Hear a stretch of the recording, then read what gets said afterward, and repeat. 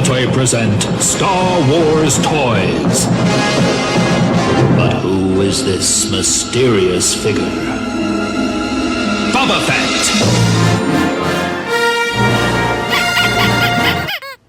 Welcome everyone, this is Master's Joke, also Master's Joke 75 on Instagram. So this is just this is a video on my original Slave 1 from the 80s, which it's in played with condition, and that's the way I like it, because I had so many adventures with this. When me and my cousin used to meet up every weekend to play Star Wars toys, he'd bring his to mine, I'd bring mine to his. And I used to get 50p a week from my dad and 50p a week from my nan. So I got £1 a week. I didn't have a lot of money. My cousin used to get £5 a week from his dad. So he did have a little bit more cash to splash than I did. But one thing that we did do back here, this must have been like 1985, just after the famous Christmas 1984. Is during the big massive Star Wars KENNER sale, we bought this Slave 1 together. £4 in Tesco's Seven Sisters Tottenham, £2 each. And the thing is, I know deep down my cousin could have bought it himself, but it was just something we did together. So in theory, he still owns half of this. But I'd never get rid of this. This Slave 1 ship means so much to me. It's similar to the Millennium Falcon on the left, which is from Christmas 1984. But I've got it down. It's on display in the toy room. It hangs on the wall. But I just feel that Hasbro need to. I mean, the retro collection is very successful. I like all of it, although I still need to get the Book of Boba Fett and the Ahsoka figures from the retro collection. I love the original trilogy figures the best, because that's where it all started. And I'm also looking forward to picking up the Episode 1 figures. But they need to start bringing out some vehicles, just like they did with Power of the Force. You know, using the same moulds. I just think they're amazing, and they just I don't know. I just get more of a buzz out of the old stuff than I do with the new stuff, which is why I've kind of taken a step back from Black Series and the Vintage Collection. It's not just because of that. It's also the cost. The cost is now ridiculous. I think Hasbro are charging too much for action figures. I think they're being I know materials have gone up. But I think they're being a bit greedy, if I'm honest. But I thought in this video I'll go back to the bare bones and let's take a look at my original Slave 1, which I picked up in 1985. I absolutely love Slave 1, and also the fact that it is called Slave 1, because any reissue of this for the retro collection, they're just gonna call it Boba Fett's Starship, which is just ridiculous. But this vehicle, I mean, I had hours of fun with this, absolutely hours of fun. Recreated the scenes from Return of the Jedi and also Empire Strikes Back. When I say recreate the scenes from Return of the Jedi, it was completely different adventures. Boba Fett didn't die, and I was able to rescue him from the Sarlacc pit. So yeah, I've honestly had hours and hours of fun with this ship. But it's so basic and yet so just fantastic. I mean, the way that the little ramp comes out. I mean, how many?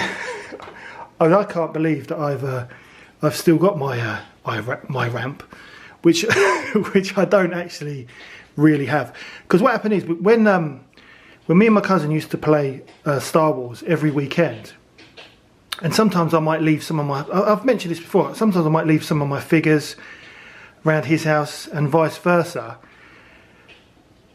That last time that we played Star Wars round his house, we didn't realise that was our last ever adventure together with our Star Wars toys. Because you just didn't know. We just never met up again to play Star Wars. And he ended up giving, I lost a couple of figures that I left around his house, which isn't a problem, because if I suppose we grew up, we got older, but if I was that bothered, I could have got it the week after, but they probably just stayed in his house, and we didn't play anymore, and he gave all his Star Wars figures and mini rigs and his AT-AT to his younger cousin.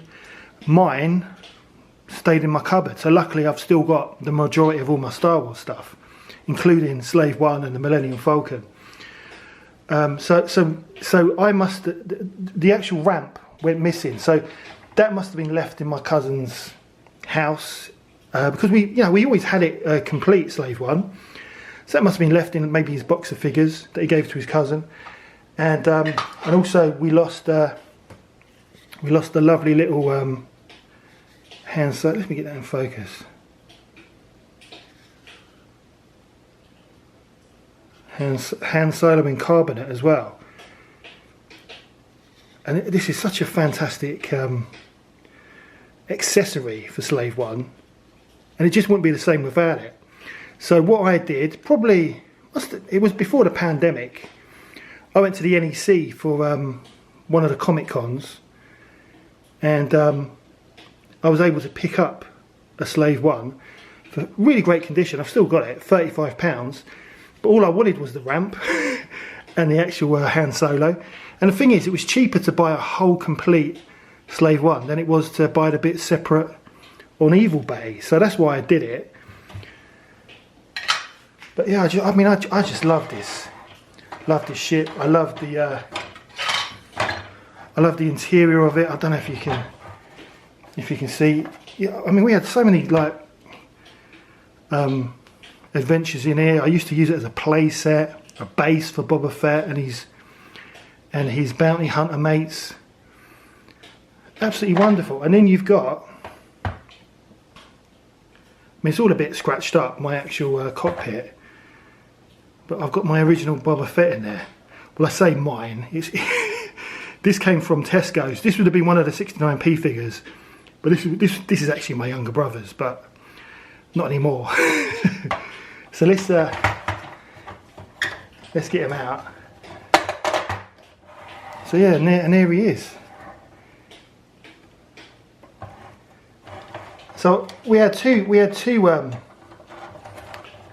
Boba Fetts back in the day. Look at that. It's not in bad nick. I mean, his paint's rubbed off a bit. We had two Boba Fetts. One was the kid who had the Darth Vader carry case, who gave me a couple of Darth Vaders. He also gave us a Boba Fett, really loose condition, and this is the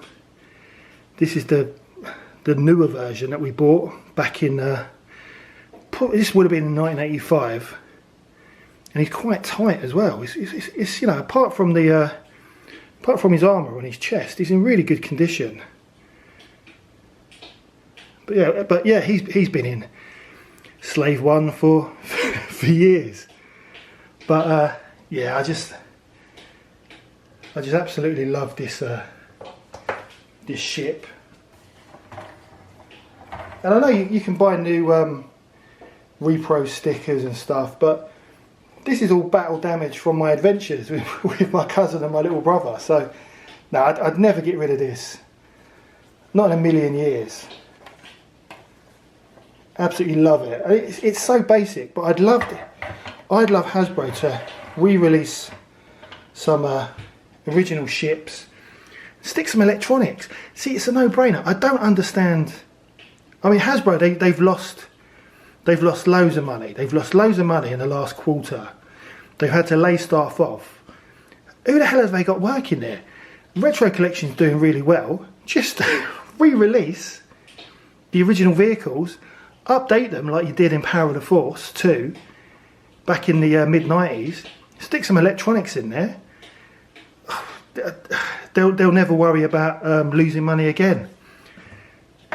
Because even though I've got this, I'd buy a new one, just like I buy all the figures. I mean, it's so basic, but it's just such a beautiful ship.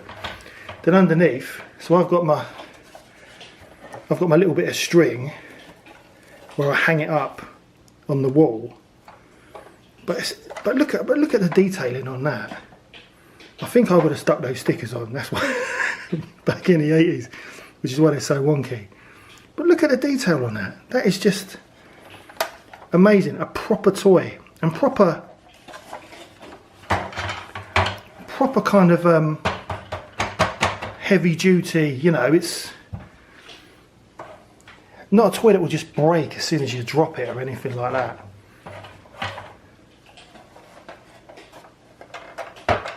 Yeah, loads of fun with this. Absolutely loads of fun. And if I was going to score it, I'd give it 10 out of 10. Even today, I mean, look at it.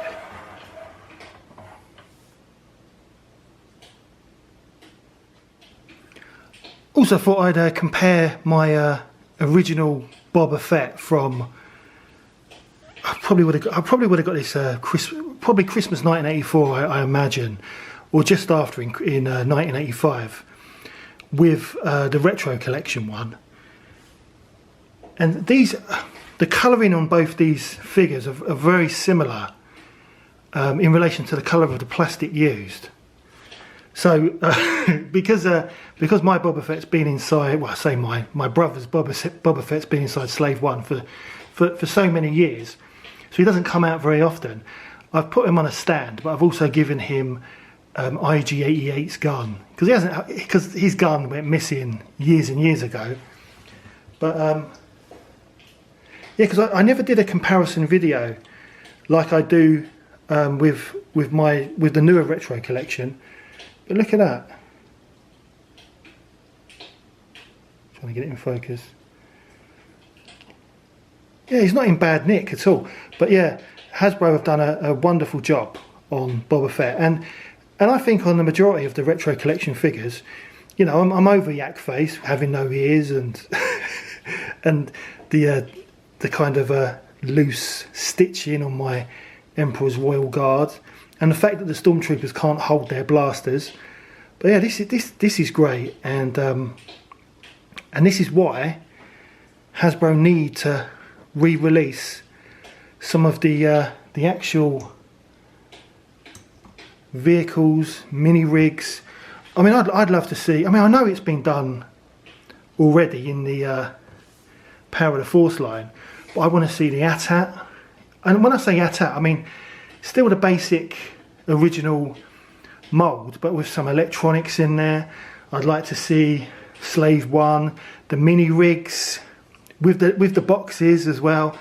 I mean, there's so much.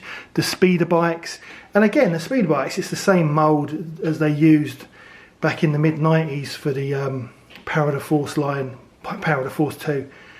Yeah, there's so much I'd love them to re-release. The ATSTs, and I know they've done it before, and I wouldn't be fussed about electronics on them, but it's a no-brainer, because I'd buy it, and I know that the majority of Star Wars retro fans would buy them as well. But yeah, so just a little quick video. I thought it was about time that I got my Slave 1 out, and also I was dusting off the Millennium Falcon. So yeah, just thought I'd get it out. But yeah, Hasbro need to release this line again. It's a no-brainer. They'll make loads of money, and everyone will be happy. But anyway, that is the end of the video. I hope you enjoyed it. Please don't forget to like and subscribe. It lets me know you care and also helps the channel. And I'll see you in the next one.